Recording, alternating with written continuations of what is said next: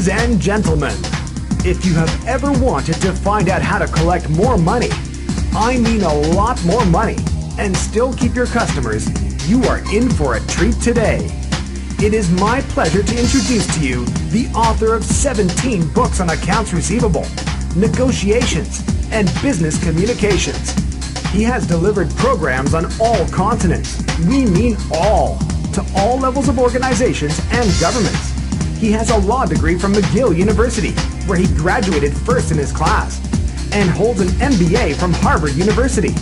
He was the creative force behind the negotiations program at Mendoza College of Business at the University of Notre Dame, a holder of a brown belt in Taekwondo, as well as a 7th degree black belt in the lesser-known Wing Chun, and a talent for languages, fluent in 6, and passable, he says, in another 5. He has... Oh, what's that? We couldn't get that guy? In that case, ladies and gentlemen, please join me in welcoming your speaker, trainer for the day, Tim Paulsen.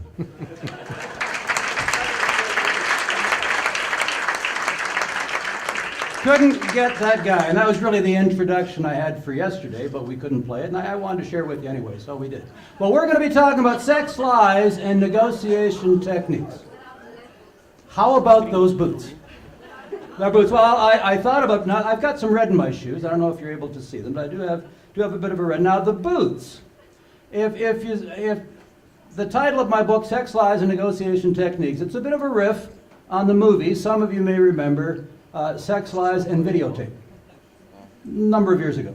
So I kind of stole the title because I thought, what a great title. How could this book not be for you? Now, on the book, on the cover, I wanted to get something that was going to say Sex, Lies, and Negotiation Techniques. So I've got my fingers crossed. In the background of the book, I've got some people shaking hands for negotiations, and I wanted something that was going to say sex. Now, to my mind, perhaps yours, nothing says sex better than thigh-high red leather boots. I tried to Photoshop. This is not Photoshop, these are real boots. Now, I tried Photoshop, but it looked like Photoshop. You know, it just wasn't good enough. So I needed to get the boots. Now, I do not own a pair of the red boots. Not that there's anything wrong with that. But I don't own a pair. So I had to get a pair of red boots for the picture. And I went to, now my wife and I, we've done some community theater, so we know where there are some theatrical places that you could get some things. And I went to a few places where you could rent some things. And now they had black, or they had red that didn't fit, so that wasn't working. I went to my hometown, Toronto, Canada. I went to some sex shops on Yonge Street. If you're familiar with Yonge Street, they've got a lot of these shops, and they sell things like this. And I went in and I explained to them what I needed the boots for this picture. And they said, yeah, like we haven't heard that before. But I was running into the same problem. They had either had black or they had red that didn't fit. So I was stuck. Now, where I got the boots from is my real estate agent. His name is Harvey Malinsky. Harvey has, how shall we say, an alternative lifestyle. And Harvey has a friend of his that performs in what some of us refer to as Boys Town in Toronto. And he performs under the title of Misconception. So I borrowed the boots from Misconception via my real estate agent to get the picture. So there we are. So sex, lies, and negotiation techniques. Now, not a lot about sex. I better tell you that right up front. My wife said, stick with things you know something about. Okay? Going to share with you a few things. Hopefully, maybe one or two things, like Adele said this morning, if you get one or two things you take away, it's worth your time. What I refer to as the ING factor. You're familiar with the slogan Nike? Nike has a slogan, famous, just do it. They almost had it right. One of the most famous slogans in the world. But just do it is still like Monday. Now, there are more diets, management techniques, divorces that begin on Monday, I would suspect, than any other day of the week.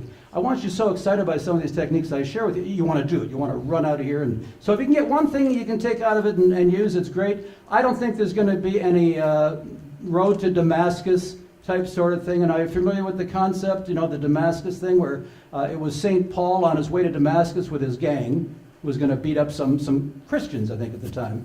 Now, he wasn't called Saint at the time, and he wasn't Paul. He was under the name Saul.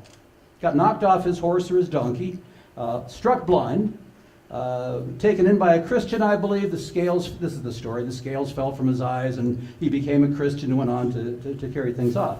So no big road to Damascus movement. I always thought about that story, though. I mean, he changed his name from Saul to Paul. Not a big change. You'd think if you want to change something, you'd go to Bartholomew or Ebenezer or something like that. But I figured they must have had camel licenses or something back in those days, carved out of stone. So if you want to change your name, you don't want to change a lot. You know, change one letter, so S to a P, and away you go. So not a lot about sex I'm going to share with you. However, having said that,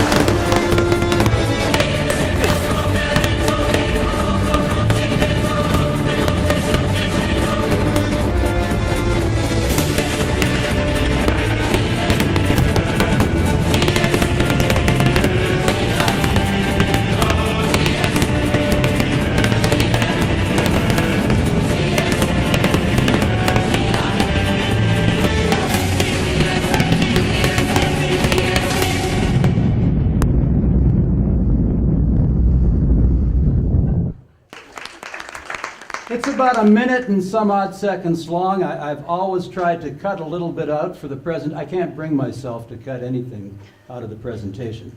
The axe effect, it's called something else, I think, in some different countries. As somebody mentioned, in Great Britain it's called something else. But what's the message? What are they saying? Use our product and their market, I mean, very successful, these people. Their market, young men, 15 to 17 years old, and ladies and gentlemen, there is nothing randier in this world than young men 15 to 17. And the message is, use our product.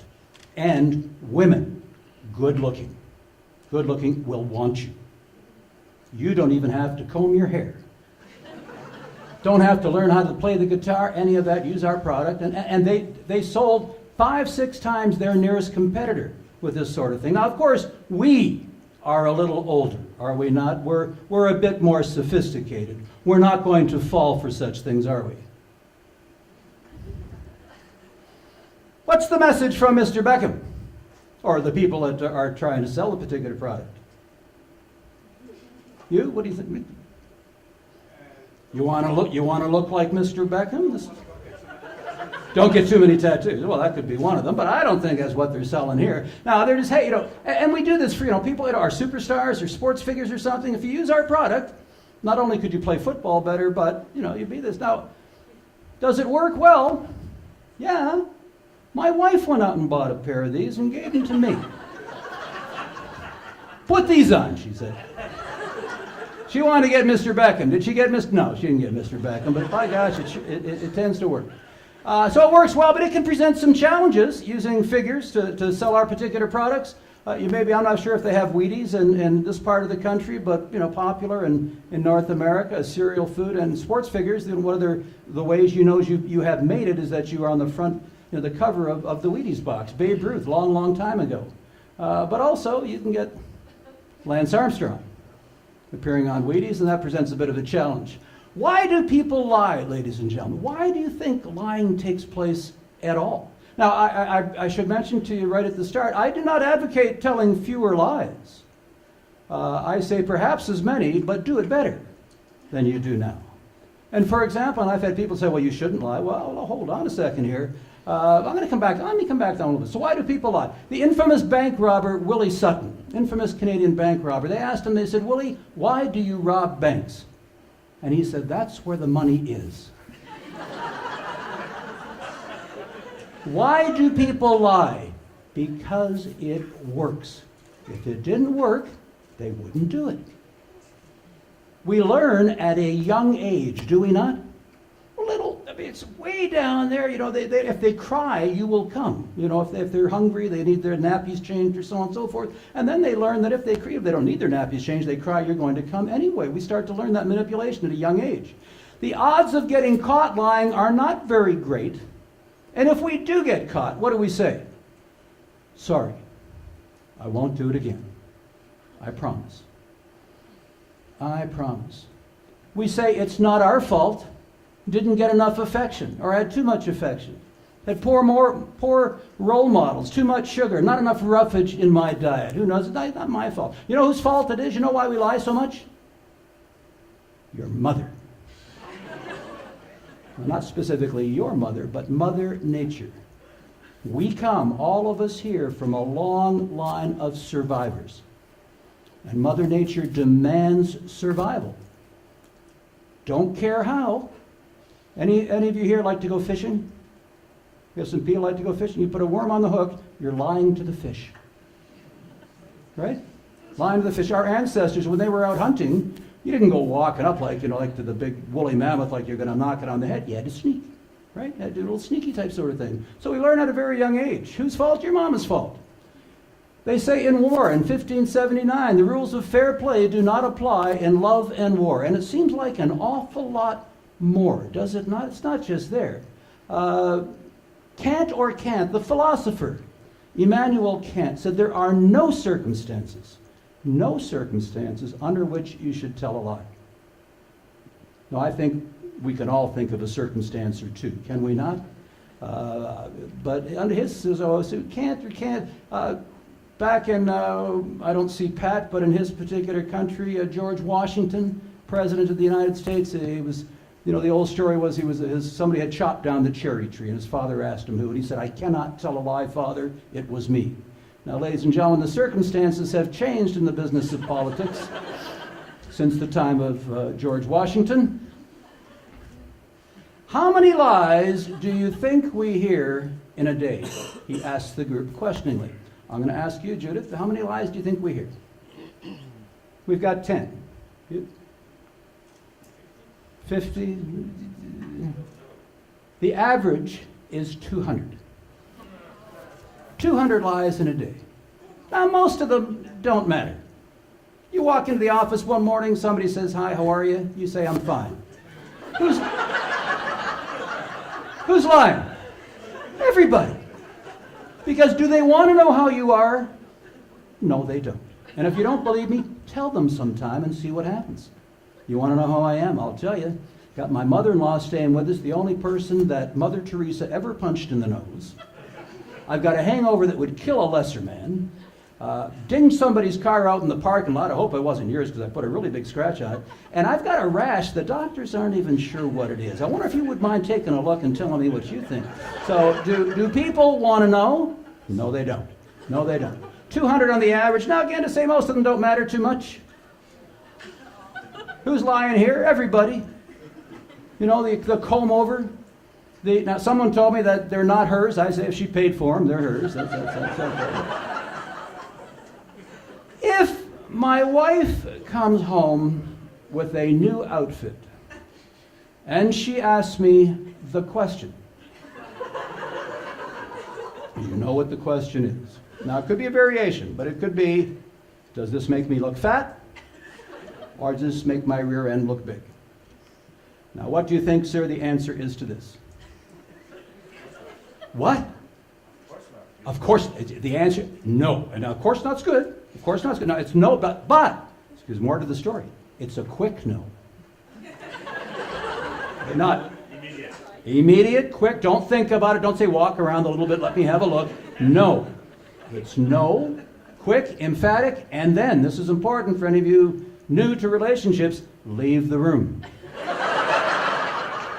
Nothing good can ever come after hearing this question. Now, I've had some people at some of my programs say, "Tim, you shouldn't lie to your wife." I said, "Oh, yes, I should." She doesn't want the truth from me.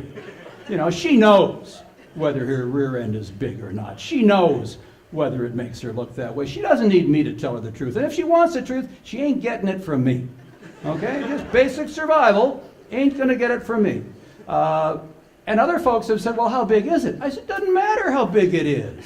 There could be, Greenpeace Foundation trying to roll somebody back into the ocean from the sand. It just doesn't. The answer is no, quick no, and then just leave the room. So get good at some of these lies. one of my grandkids came up to me a couple of weeks ago with a drawing. Tell me, Granddad, what do you think of this? And I looked at it and thought, oh my goodness. Inside, I'm thinking this now. I'm not totally insensitive, but inside, I'm thinking this kid better be studying math because he ain't going to make it as an artist. Now, did I tell him that? No. Did I lie to him? You bet your boots I did.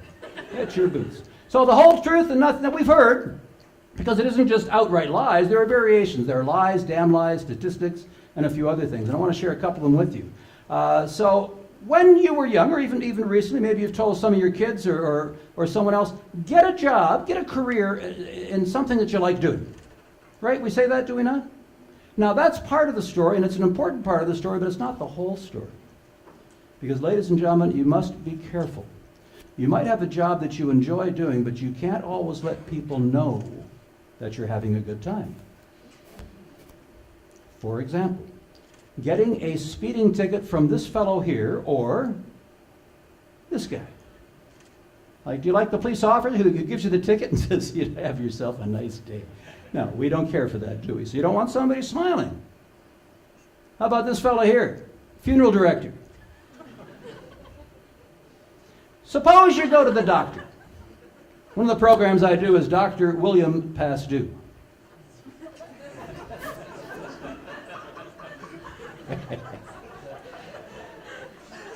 And we prefer a doctor, do we not, that has a nice bedside manner? We all do. I think we could agree on that. I don't think anybody says no. But do you want your doctor smiling all the time?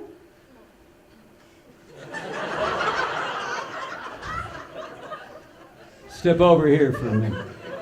No, you don't want your doctor looking like he's happy. You can get in trouble for having a good time at some of the things you do. Even collecting money, laughing, having a good time, you can get into trouble for that. So you got to be careful. Now, men versus women, ladies and gentlemen. Question for you. Which group lies the most, men or women? All the women are, the men do. Now, the answer to that is that the groups lie about the same number. It's about the same number, but we lie about different things. Women tend to lie more about other people, other women, for example. Men, we tend to lie more about ourselves. The online dating business. Now, I know a number of folks who have, got engaged, married for the online thing, but I know that some of the trials and tribulations they've gone through. One attractive woman I knew who was in her, say maybe her 50s or something, she had found that if she put her real age on the online dating site, she wasn't getting any contacts or whatever it is that you call them. She took about 10 years off. Things started to come through, and she said, I could meet the guys. And once you get to know somebody, you can, later on, of course, you tell them their age. So on online dating, what do you think women lie about? There's two things in particular. You know what they are. Age and weight. Now, men in online dating, what do you think we lie about? You know the answer to this one. We lie about income, the type of job we have, and we lie about our height. Now, when you think about this, you're going to meet somebody at a coffee shop, you better be sitting down at the time that they come in, wouldn't you say? Well, we do. So about that number. So, most and least. The group that tends to lie the most, young women. Now, even younger than the group here. These gals, maybe they look in their late teens, early 20s, but around 15 to 17. They are the group that lies the most. And there's no pressure in the world like peer pressure. Now, would you care to guess the group that lies the least? Senior women. They get to a certain age, they don't care anymore. So sometimes when you say, I can handle the truth, and you want to get the truth, you can find yourself, senior woman, and they'll tell you. They will tell you.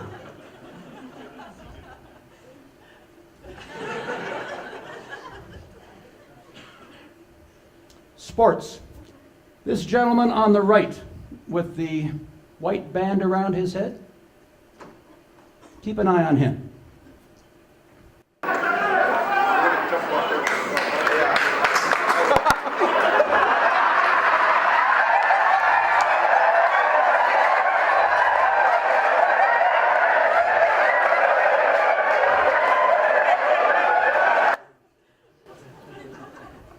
We could play that one more time, but I think you kind of got it, did you not? I mean, the phantom punch type sort of thing. In my country, Canada, hockey's a popular sport with us.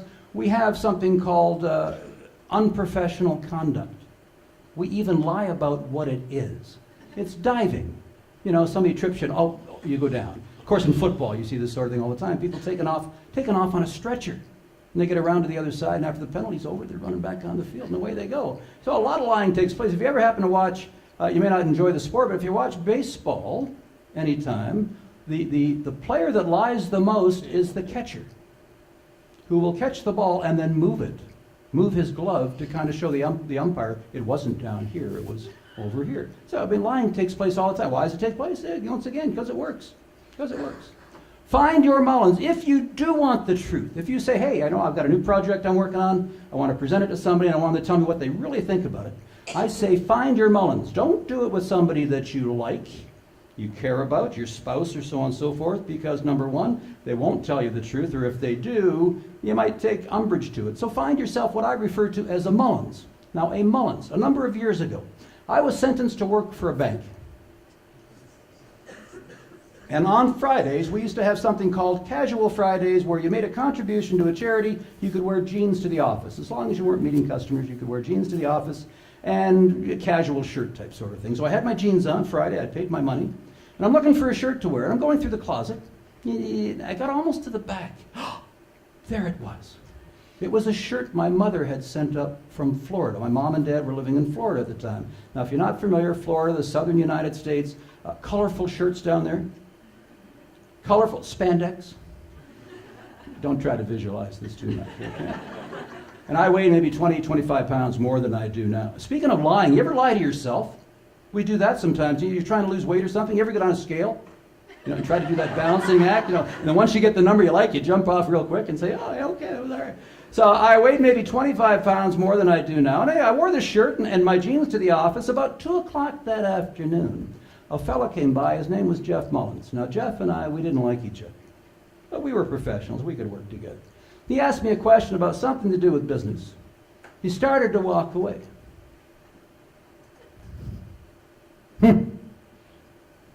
New shirt?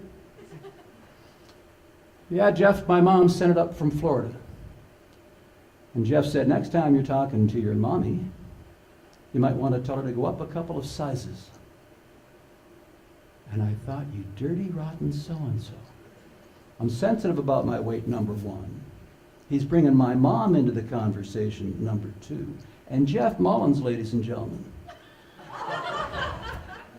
Jeff Mullins looked like this. I might have been 25, 30, 40 pounds overweight. Jeff was about 150, 200. But Jeff, you couldn't tease Jeff about his weight because Jeff didn't care. He didn't care. We had a team building exercise at the Toronto Islands one time. Jeff took off his shirt to play baseball. People were covering their children's heads with blankets saying, for the love of everything, Jeff, no. But the story, now I never wore that shirt again. And I shouldn't have because of Mullins. But the story isn't just about Jeff, the story's about my lovely wife, Donna. She saw me going out that morning wearing that shirt. And she likes me. Never said a word. I did seem to notice that she had that deer in the headlights sort of look. Oh my God, he's found the shirt. Remember I said it was at the back of the closet? It was on its way out, but she couldn't toss it right away because Mom had sent it up from Florida, you see. So it was on its way out. And then I wore the shirt, and her thoughts were, let him go. Let him go. Off I went. 2 o'clock that afternoon, Mullins came to talk to me. But that day, I mean, I was working my team, my partners, my buddies in collections and accounts receivable. Nobody said a word about the shirt. I found out later they were taking bets as to how many buttons would be on that shirt at the end of the day.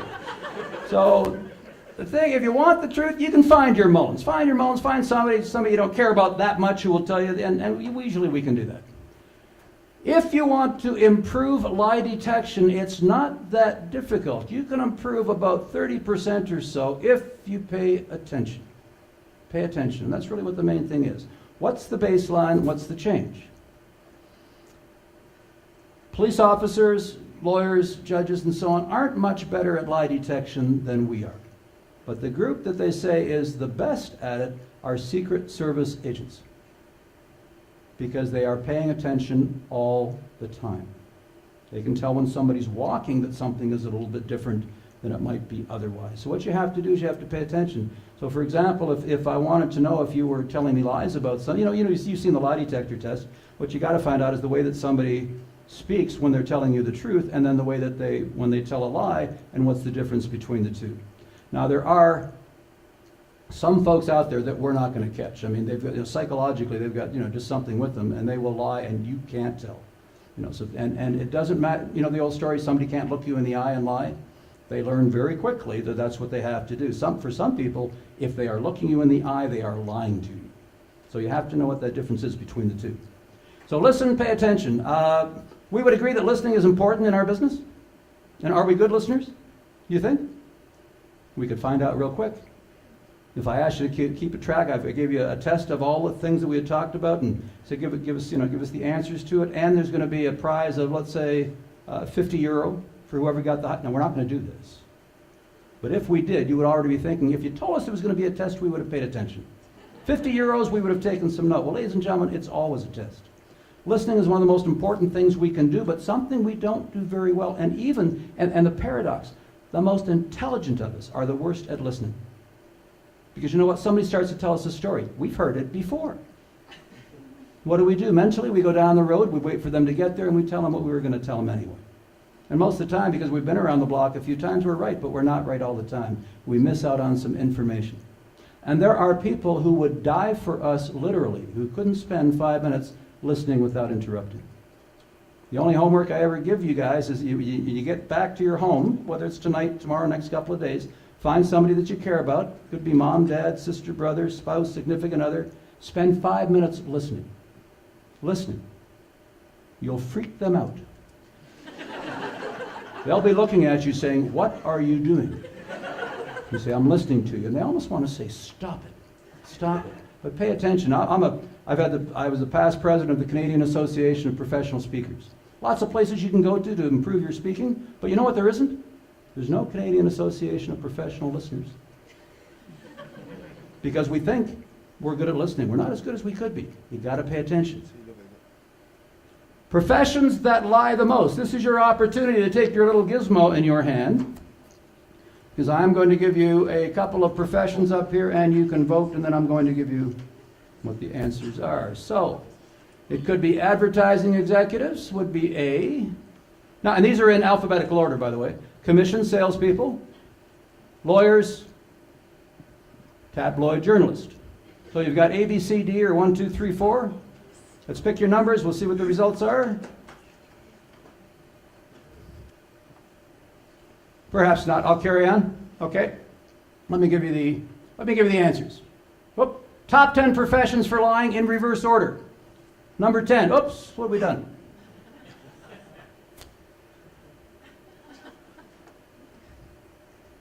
Okay, we're back. Number 10, commission sales.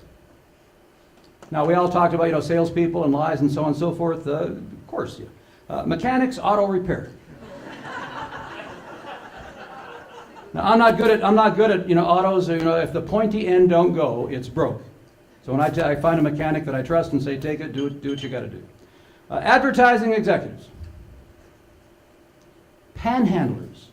People on the street asking for money. Now, I haven't seen nearly as many in Eastern Europe as I find when I go to other places. The city that I find has the most creative panhandlers is Las Vegas, Nevada. Because there's a lot of panhandlers there, and the people on the street know that the odds are you've got money. You're either there to gamble or see a show, whichever, so you've got money. But and the weather's good, so it's not bad for panhandlers either. But part of the challenge here is that there's so many panhandlers, they have to get creative at it. They have to get creative. One fellow had a sign that said, my wife had a sex operation and ran away with my girlfriend. So you got to get creative. Home renovation experts. Number 6, recruiters at a modeling agency. Particularly, it seems, little baby kid-type modeling agencies. If you take your child, I don't care what they look like. I mean, I've seen some that you could take, and they'll say, "Oh yeah, we just need some pictures," and away you go. What have we got for number 4? Tabloid journalists, we have lawyers, we have politicians, and number 1 on the list, fiction writers. Of course they do. That's their job. That's what they do. A fellow named Can't remember that anybody wrote a book titled Telling Lies for Fun and Profits. That's what fiction writing is all about. Would you like to know, can we talk a little bit about negotiations, then I'm going to wrap things up. Would you like to know how you can take free lessons from the best negotiators in the world? This is where you say yes, Tim. Yes? Okay, I'm going to tell you how. But before I do that, I want to tell you about, in my country, for the most part, we negotiate with our feet. You go into a store, the price is the price. And if you don't like the price, you walk out, you find another store. And there's enough stores that you can do that. I go to, of course, many other countries, and there's a lot of bartering and other things that will take place. But there's a couple of areas where we do negotiate. If you're going to buy a car, you negotiate. You're going to buy a house, you negotiate. And what we call garage sales, driveway sales. So you put out some products, you're going to sell them. Now, my wife Donna and I like to go to garage sales. But Donna, bless her little heart, is not the best negotiator in the world. Now, she knows I tell this story, so it's not exactly tales out of school. We walk up to a garage sale. Let's say you're sitting there and there's a lamp with a price tag of $20. Donna starts to smile before she even gets there. Wow, $20. Do you have any more? And you say, no, it's the only one I've got. And Donna says, you know, I'd have given you $40 for that lamp. She takes out her $20, she hands it over, she starts to walk down the driveway, she's got a smile on her face. I'm standing over here with a look like, and you've got the $20 in your hand. Now, out of 3 people, how many are happy? It's not 3, and it's not 2. Which one? A lot of people think it's the seller. No, and it ain't me. And it ain't me. So in that case, you know who it's going to be, Donna. Now, Donna's not stupid. She's not a great negotiator. She knows this. She doesn't like to negotiate. She sees what she wants at a price she's willing to pay, pays her money, she walks away. She's okay. I've even heard her at a garage sale where maybe the price tag fell off. And she says, how much for the lamp? He said, well, I was asking 20, but I guess I would take 10. And Donna would say, oh, no, that's worth 20. And give you the full amount. I'm saying, oh, Donna, please, no. So Donna's happy. I'm not happy because I know at a garage sale, $20 doesn't mean $20. It means let's talk. Time of day, the weather, a lot of other factors come into play.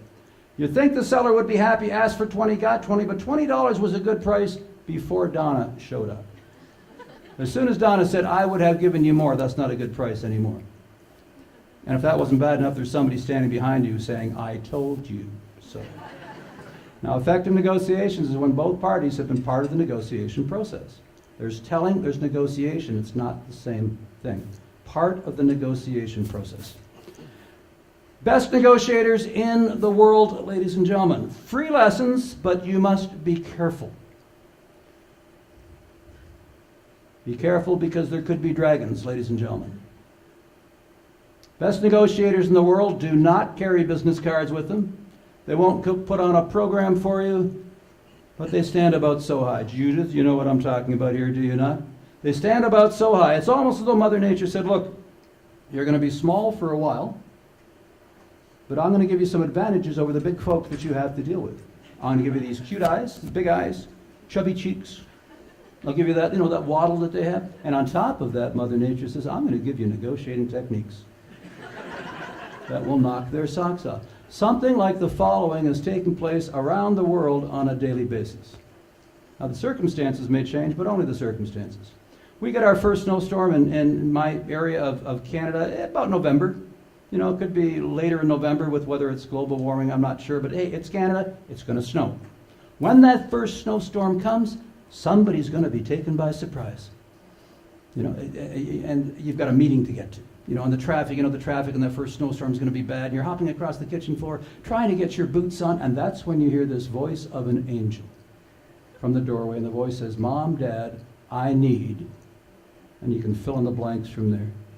I need, sign my report card, I need some money for this, I need 24 cupcakes, and a new outfit for the school play tonight.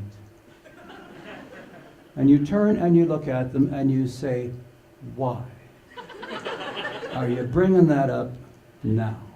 Because you spent quality time with them the night before. And they look at you, those big eyes, those chubby cheeks. Sometimes they do that lower lip tremble.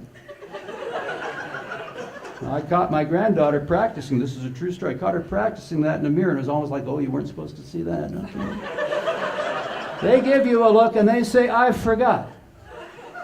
Now, did they forget? Now, I'm not suggesting they're so Machiavellian that they sat there and watched you and went, ha, ha, ha. It isn't quite like that. Their little minds are in a trouble. They know they should have brought this up. You're almost at the door. Remember what I talked about Mother Nature before? At the opportune time, Mother Nature leans down to one of those pristine, soapy little ears, and Mother Nature says, now. Kaboom. Like a Scud missile. Scud missile, hand grenade, you don't need a direct hit. Close enough is close enough. The odds are they get what they want, more than they would have gotten otherwise. You know what we do? We do something like this.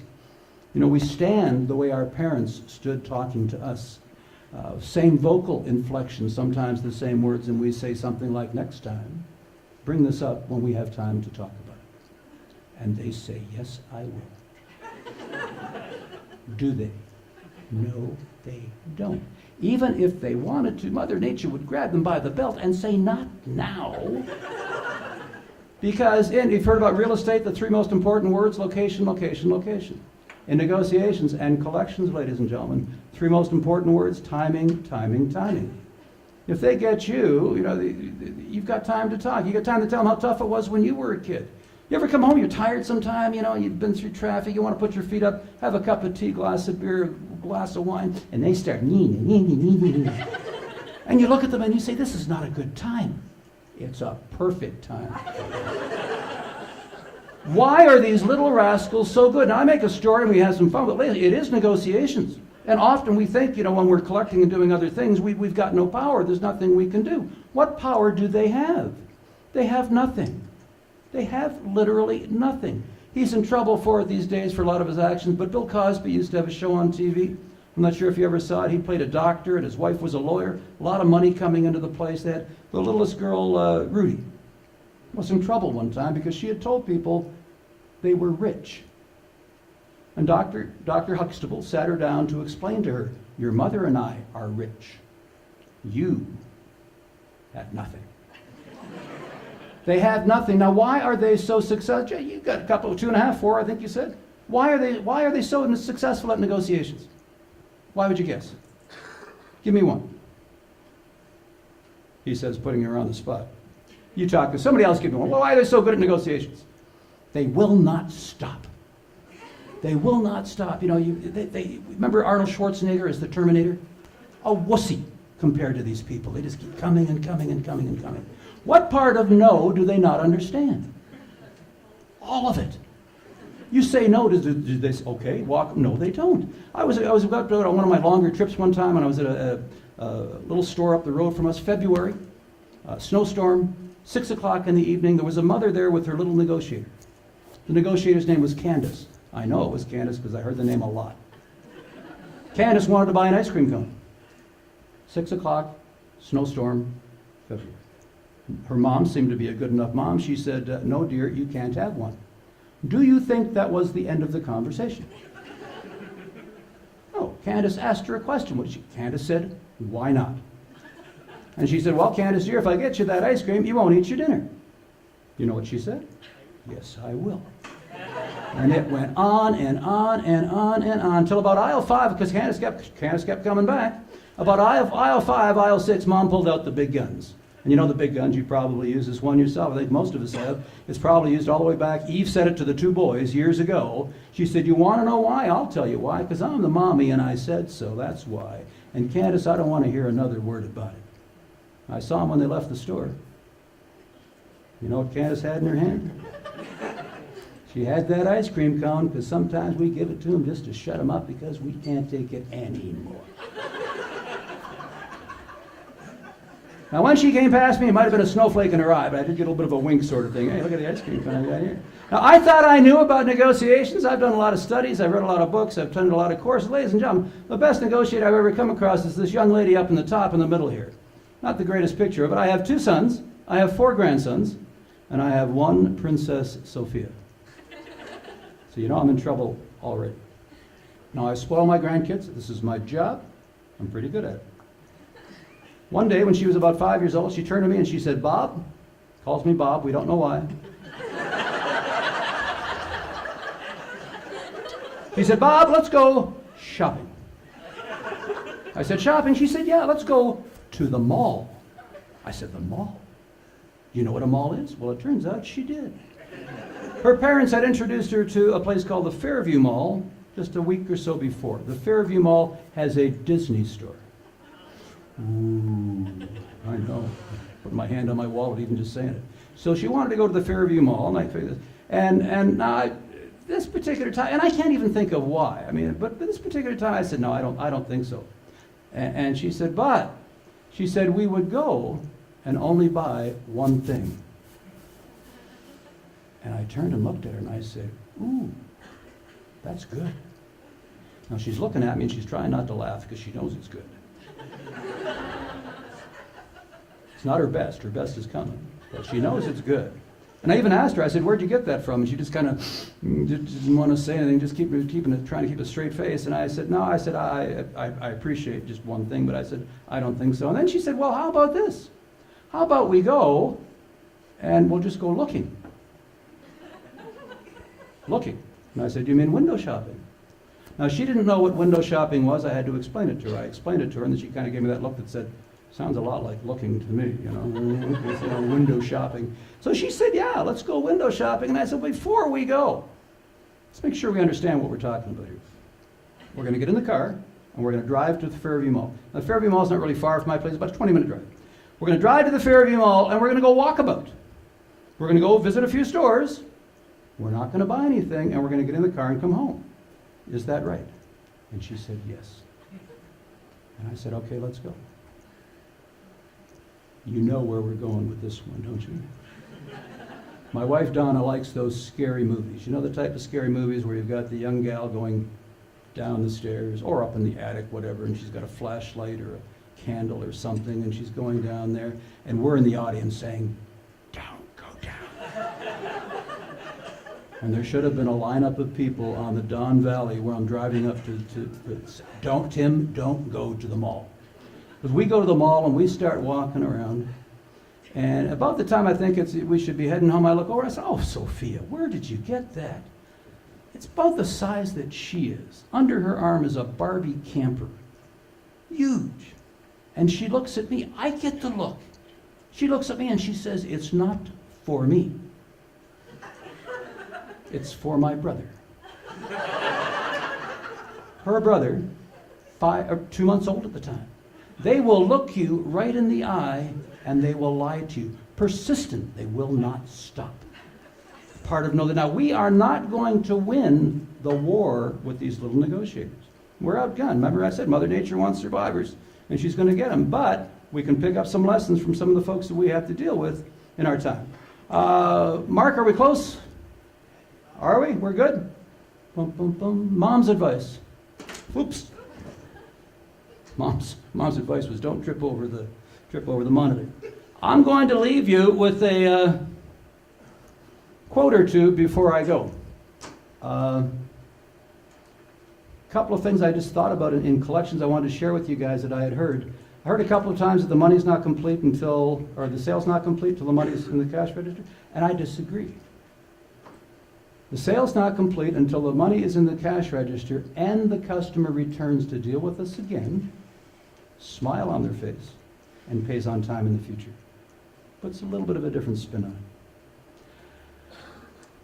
3 quotes I'm going to leave you with from my book of pithy sayings before I go. First of all, it's cool, calm, and collected. Ladies and gentlemen, if you're not living on the edge, you're taking up too much space.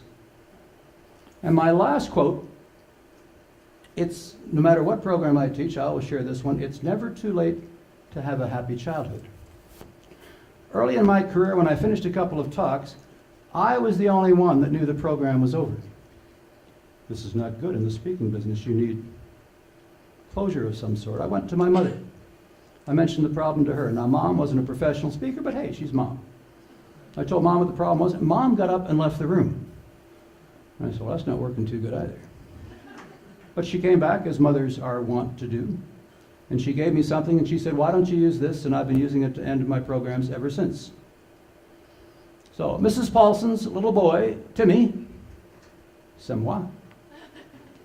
Before I take my ball and head back off to Canada or whichever, I'm going to leave, well, the quotes you've already got, and become a speed bump on the road to Damascus. There are other folks that we're going to be dealing with, maybe having a tough time during the day, business day, whatever day it happens to be, and we may not be able to share any big lightning type sort of thing to knock anybody off their horse, but just a little bit of a speed bump. I thank you for being here, allowing me to share some things with you. I wish you all the best, and you guys take care. Thank you.